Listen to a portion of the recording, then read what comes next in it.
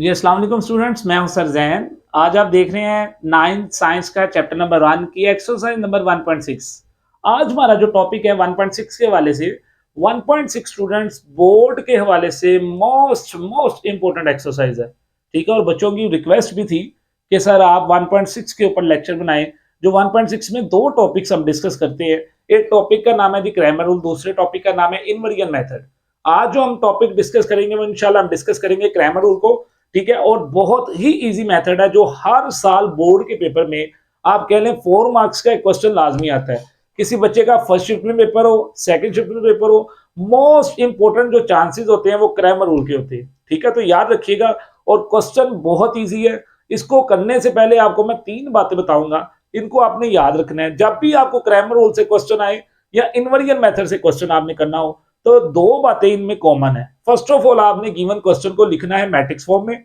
Secondly आपने given question को जो मैट्रिक्स में लिखने के बाद नाम देना है वेरिएबल्स का, ए, एक्स एंड बी। यहां तक इनवर्जन मेथड और क्रैमर रूल सेम है। देन थर्ड स्टेप में आप एक्स और वाई की वैल्यू को कैलकुलेट करते हैं। तो हम टॉपिक को स्टार्ट करते हैं। आज का जो टॉपिक है हमारा वो है क्रैमर रूल। आपकी 1.6 का क्वेश्चन नंबर 1 जो मैं मेंशन कर चुका हूं वो है 2x minus 2y which is equal to 4, 3x plus 2y which is equal to 6।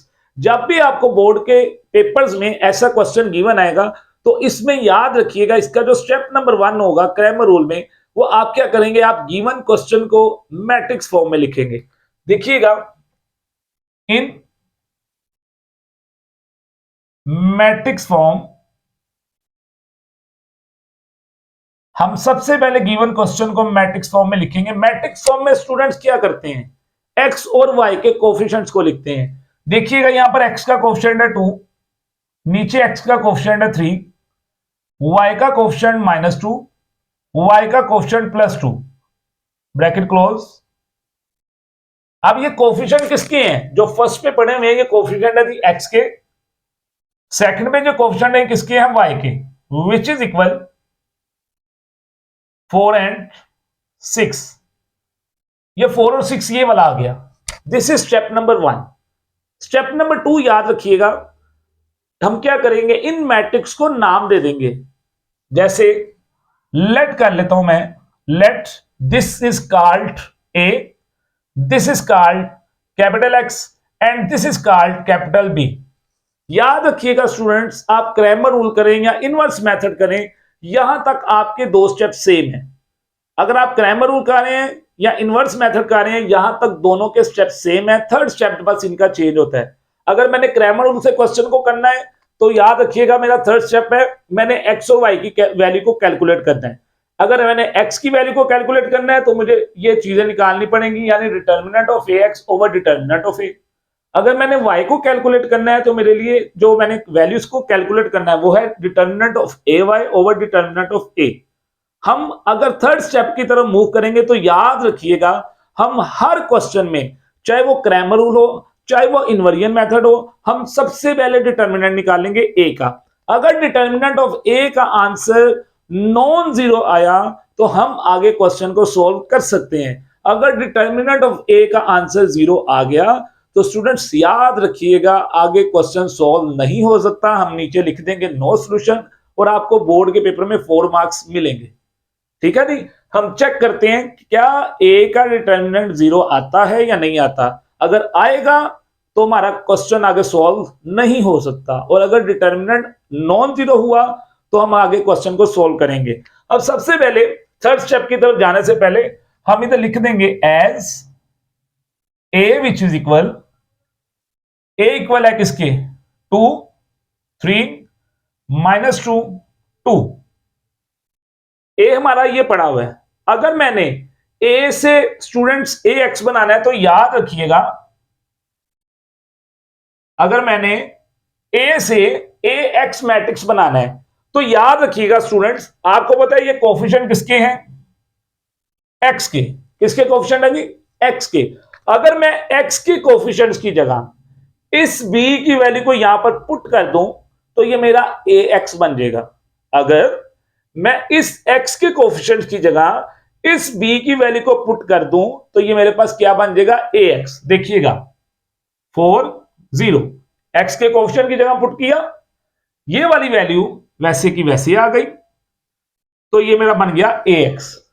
और अगर मैं बी की वैल्यूज को y के कोएफिशिएंट की जगह पुट कर दूंगा तो ये मेरे पास ए वाई बन जाएगा। तो स्टूडेंट्स याद रखिएगा, जब आप b की वैल्यू को x के कोएफिशिएंट की जगह पुट करें वो बन जाता है ए एक्स, अगर हम b की वैल्यू को y के कोएफिशिएंट की जगह पुट करें तो वो बन जाता है ए वाई। ये देखिएगा, A Y which is equal, x के कोएफिशिएंट यहां पर वैसे के वैसे आ गए, अगर मैंने b के कोएफिशिएंट को y की जगह पुट किया तो ये मेरे पास बन गया ए वाई। हम आगे अब चलते हैं, हम सबसे पहले लेंगे डिटर्मिनेंट ऑफ ए।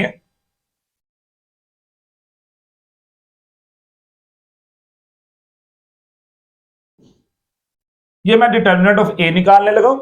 अब डिटर्मिनेंट निकालने के लिए स्टूडेंट आप जानते हैं हम क्या करते हैं, क्रॉस मल्टीप्लिकेशन, यानी ये वैल्यू इस वैल्यू से मल्टीप्लाई, ये वैल्यू इस वैल्यू से मल्टीप्लाई। देखिएगा 2 multiply by 2 multiply by 2 minus ये फॉर्मूले का आता है एंड 3 मल्टीप्लाई बाय -2। तो देखते हैं स्टूडेंट्स, 2 2 जा 4 माइनस एज इट इज 3 जब -2 से मल्टीप्लाई होगा तो -6 आएगा, वो माइनस माइनस प्लस हो गया विच इज इक्वल, ये आ गया 3 2 दा -6 माइनस माइनस प्लस, तो +6 आ गया, और 6 + 4 विच इज इक्वल टू 10। तो इसका मतलब है मेरा जो डिटर्मिनेंट ऑफ ए का आंसर आया है वो नॉन जीरो आया है। अगर नॉन जीरो आया है तो हम आगे क्वेश्चन को सॉल्व करेंगे, अगर जीरो आ जाता तो हम कहते हैं नो सॉल्यूशन। चलते हैं आगे, हमारा डिटर्मिनेंट ऑफ ए आ चुका है, जो एक्स की वैल्यू के नीचे भी डिवाइड होगा और वाई की वैल्यू के नीचे भी डिवाइड होगा। अब हम चलते हैं, अगर हमें एक्स निकालना है तो हम लिखेंगे वी नो दैट, हम जानते हैं हमारे पास जो x के लिए फॉर्मूला यूज होता है वो होता है determinant of A X over determinant of A. तो यहां पर स्टूडेंट्स देखिएगा, मैं determinant of A X calculate करने लगा हूं, तो ए एक्स की वैल्यू आप निकाल चुके हैं, यहां पर आ गया 4 6 -2 and 2 divided by determinant of A. हम डिटर्मिनेंट ऑफ ए कैलकुलेट कर चुके हैं जिसका आंसर क्या आया 10। अब इसको मैं सोल्व करता हूं, इसी के आगे मैं निकाल लेता हूं इसको। अभी आपने देखा डिटर्मिनेंट निकालने का मेथड, आपने देखा क्रॉस मल्टीप्लिकेशन, सेंटर में माइनस का साइन, जो भी हम यहां पर कैलकुलेट कर चुके हैं। तो देखिएगा स्टूडेंट्स, 4 मल्टीप्लाई होगा 2 से माइनस फॉर्मूले का and 6 multiply by -2 divided by 10। तो आप देखिएगा आप, हमारे पास जब 4 2 से मल्टीप्लाई होगा तो ये बन जाएगा 4 2 जा 8 माइनस माइनस, ये जो अंदर माइनस है माइनस माइनस प्लस 6 2 जा 12 12 ओवर 10। तो 12 + 8 कितना होता है स्टूडेंट्स, 20 20 बाय 10, 10 1 जा 10 10 2 जा 20। तो स्टूडेंट आप देख सकते हैं मेरे पास x का जो आंसर आ गया वो आ गया है 2। x का जो आंसर आ गया वो आ गया 2। अब हम y की वैल्यू को कैलकुलेट करते हैं, तो y के लिए भी सेम वही फॉर्मूला,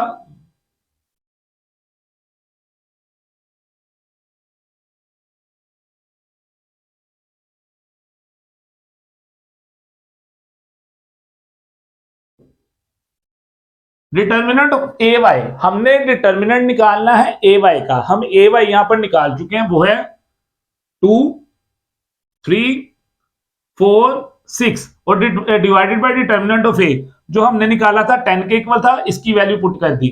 इसको हम आगे कैलकुलेट करते हैं, डिटर्मिनेंट ऊपर करते हैं 2 मल्टीप्लाई 6 माइनस फॉर्मूले का 3 मल्टीप्लाई बाय 4 डिवाइडेड बाय 10। तो 2 6 12 आ गया, माइनस फॉर्मूले का as it is 3 4 12 divided by 10। तो स्टूडेंट आप देखिएगा 12 - 12 0। जब हम, आपको पता है जीरो को किसी भी नंबर से डिवाइड करें हमारे पास आंसर क्या आएगा, वो 0 आएगा। तो स्टूडेंट्स आप देख सकते हैं हमारे पास y भी आ गया और हमारे पास एक्स भी आ गया। ये था आपका क्रैमर रूल का मेथड। तीन बातें याद रखिएगा। First of all given question को इन मैट्रिक्स फॉर्म में लिखें। Step number 2, let this is called A, this is called X, this is called B. Step number 3 में आपने एक्स और वाई की वैल्यू को कैलकुलेट करना है। क्रैमर रूल में एक्स की वैल्यू को कैलकुलेट करने के लिए फॉर्मूला आता है determinant of A X divided by determinant of A. Y के लिए फॉर्मूला आता है determinant of A Y over determinant of A. Determinant of A दोनों में कॉमन है। हमने क्या किया, ए से ए एक्स बनाया। कैसे? हमने बी की वैल्यू को एक्स के कोएफिशिएंट की जगह पुट किया, वो बन गया ए एक्स। बी की वैल्यू को वाई के कोएफिशिएंट की जगह पुट किया, वो बन गया ए वाई। फिर हमने डिटर्मिनेंट ऑफ ए निकाला जिसका आंसर आया 10। अगर आंसर नॉन जीरो आया क्वेश्चन आगे सॉल्व होगा, अगर आंसर जीरो आया तो क्वेश्चन आगे सॉल्व नहीं होगा। तो हमने डिटर्मिनेंट ऑफ ए निकाला जिसका आंसर 10 आया था। हमने कहा दी वी नो दैट, हम जानते हैं, हमारे पास एक्स के लिए फॉर्मूला है determinant of A X over determinant of A. हमने ए एक्स की वैल्यू पुट की, डिटर्मिनेंट ऑफ ए की वैल्यू पुट की। अब आपको पता है डिटर्मिनेंट ओपन करने का मेथड क्रॉस मल्टीप्लिकेशन, सेंटर में माइनस का साइन। हमने ओपन किया तो हमारे पास इसका आंसर आया 20। 20 डिवाइडेड बाय 10, 10 1 जा 10, 10 2 जा 20। तो यूं हमारे पास आंसर आ गया एक्स का। सिमिलर वाई के लिए फॉर्मूला लगाया, ए वाई की वैल्यू को यहां पर पुट किया ए वाई की जगह पर। डिटर्मिनेंट ऑफ ए का आंसर हम निकाल चुके हैं 10। दोनों को इनकी वैल्यूज को पुट करने के बाद डिटर्मिनेंट को ओपन किया, 2 मल्टीप्लाई 6 माइनस फॉर्मूले का, 3 मल्टीप्लाई 4 डिवाइडेड बाय 10, 2 6 जा 12 माइनस एज इट इज 3 4 जा 12, 12 minus 12 which is equal to 0। 0 को किसी भी नंबर से आप डिवाइड करें, आंसर क्या आएगा? 0 आएगा। तो स्टूडेंट ये था हमारा आज का टॉपिक जिसका नाम था क्रैमर रूल। इसका क्वेश्चन नंबर हमने किया 1। अब हम चलते हैं इसके क्वेश्चन नंबर 3 की तरफ।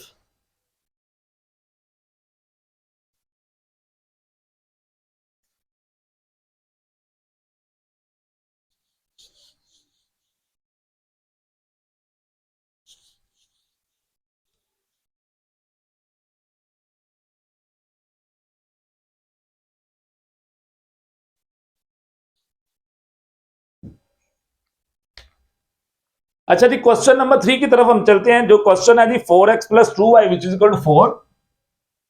Question number 3, 4x plus 3y which is equal to 8। और दूसरी जो हमारे पास इक्वेशन है 3x minus Y, 3x minus Y which is equal to 1 minus 1। ये हमारे पास है 1.6 का क्वेश्चन नंबर 3। इसको भी हमने वैसे ही करना है क्रैमर रूल से। तो देखते हैं जी स्टेप नंबर 1। अब आप मुझे बताएंगे, मैं जस्ट यहां पर क्वेश्चन करूंगा। स्टेप नंबर 1 है जी, इन मैट्रिक्स फॉर्म में लिखने का तरीका, x के कोएफिशिएंट 4 3, y का कोएफिशिएंट 3 एंड -1। आप देख सकते हैं स्टूडेंट y के साथ यहां पर कुछ नहीं है, तो y के साथ अगर कुछ नहीं है तो y के साथ क्या होगा? 1। लेकिन y के साथ माइनस का मतलब है -1। तो ये मेरे पास x के और y के कोएफिशिएंट आ गए।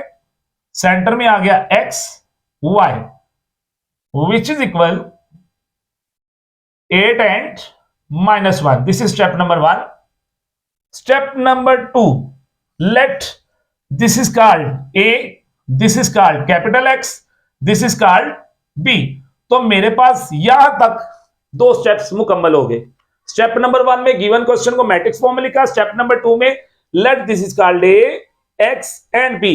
वही तरीका कार हम आप क्या करेंगे, एज हमारे पास A क्या पड़ा हुआ है 4 3 3 -1।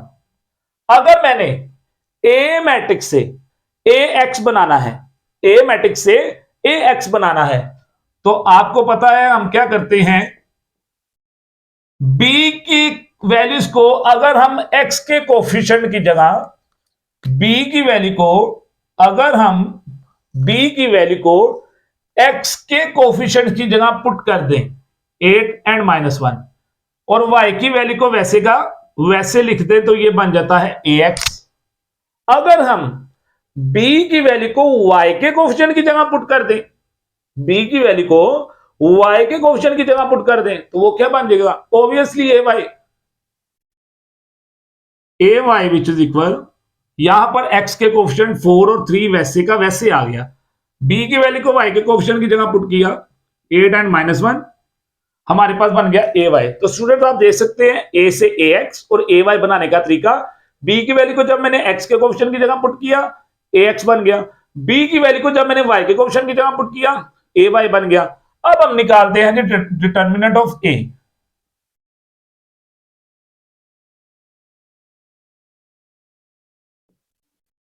डिटर्मिनेंट निकालने का तरीका आपको मैंने बताया था, क्रॉस मल्टीप्लिकेशन 4 मल्टीप्लाई -1 माइनस फॉर्मूले का 3 मल्टीप्लाई बाय 3। चेक करते हैं, 4 जब -1 से मल्टीप्लाई हुआ तो -4, ये माइनस वैसे का वैसे, 3 3 जा 9। तो स्टूडेंट्स आप देख सकते हैं 9 माइनस का है और 4 भी माइनस का है, विच इज इक्वल टू हो गया -13। तो मेरे पास जो डिटर्मिनेंट ऑफ ए का आंसर आया वो क्या आया -13, जो कि नॉन जीरो है, जो कि नॉन जीरो है। अगर ये जीरो हो जाता तो क्वेश्चन आगे सॉल्व ना होता, लेकिन ये नॉन जीरो है तो आगे ये क्वेश्चन सॉल्व होगा। तो वही तरीका कर, इधर हम लिखेंगे वी नो डैट, हम जानते हैं हमारे पास x के लिए फॉर्मूला आता है जी x which is equal determinant of A X over determinant of A. अगर मैंने x को निकालना है तो मेरे पास ये फॉर्मूला आता है, तो मैं इसकी वैल्यूज पुट करता हूं इसी के आगे।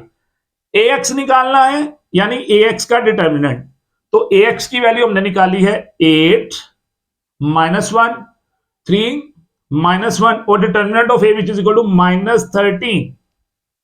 चलते हैं जी आगे, इसका डिटर्मिनेंट ओपन करते हैं 8 मल्टीप्लाई -1 एंड माइनस फॉर्मूले का -1 मल्टीप्लाई 3 डिवाइडेड बाय -13। 8 -1 से मल्टीप्लाई हुआ तो स्टूडेंट बन गया -8, ये माइनस माइनस से हो गया प्लस, 3 वन दा 3 डिवाइडेड बाय -13। -8 में से 3 गया तो स्टूडेंट आ गया -5 डिवाइडेड बाय -13। अब आप देख सकते हैं ऊपर भी माइनस का साइन है नीचे भी माइनस का साइन है, माइनस माइनस से कट गया, तो मेरे पास जो x का आंसर आ गया वो आ गया जी 5/13। ये मेरे पास x का आंसर आ गया। अगर मैंने y निकालना है तो वही तरीका कार, y which is equal determinant of A Y over determinant of a, y which is equal determinant of A Y की value, determinant of A Y ये पड़ा हुआ हमारे पास 4 3 8 -1 और डिटर्मिनेंट ऑफ ए स्टूडेंट हमने निकाला था तो वो आया था जी -13। वही तरीका का मैं इसका डिटर्मिनेंट ओपन करता हूं, 4 मल्टीप्लाई -1 माइनस फॉर्मूले का 3 मल्टीप्लाई बाय 8 डिवाइडेड बाय -13। 4 -1 से मल्टीप्लाई हुआ -4 माइनस वैसे का वैसे, 8 3 जा 24 डिवाइडेड बाय -13, -24 और -4 which is equal to -28 divided by -13। अगर तो ऊपर नीचे इनकी कटिंग हो रही है तो हम कर देंगे, नहीं हो रही तो हमारा यही आंसर होगा। लेकिन अगर आप देखें तो 2 के डबल में 28 तो आता है लेकिन 13 नहीं आता, तो इट्स मीन दैट इनकी कटिंग नहीं हो रही, माइनस माइनस से कट रहा है। तो यूं आप देख सकते हैं मेरे पास जो y का आंसर आ गया वो आ गया 28 डिवाइडेड बाय 13। ये जी मेरा क्वेश्चन नंबर 1 का पार्ट नंबर 3 था जो हमने क्रैमर रूल से किया। अब हम एक पार्ट इसका करते हैं, पार्ट नंबर 5।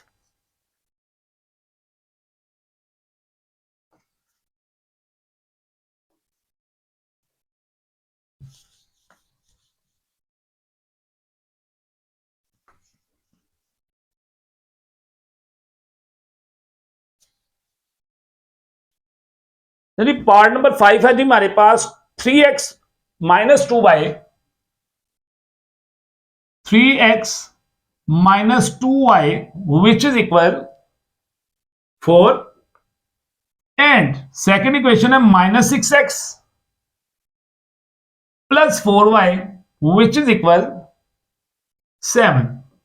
अब हमने इसको भी क्रैमर रूल से करना है, देखते हैं इसका जो डिटर्मिनेंट का आंसर आता है क्या वो 0 आता है या नॉन 0 आता है। तो वही तरीका का जी, इन मैट्रिक्स फॉर्म गिवन क्वेश्चन को आपने मैट्रिक्स फॉर्म में लिखा 3 - 6 -2 4 x y which is equal 4 7. This is step number 1. Step number 2, let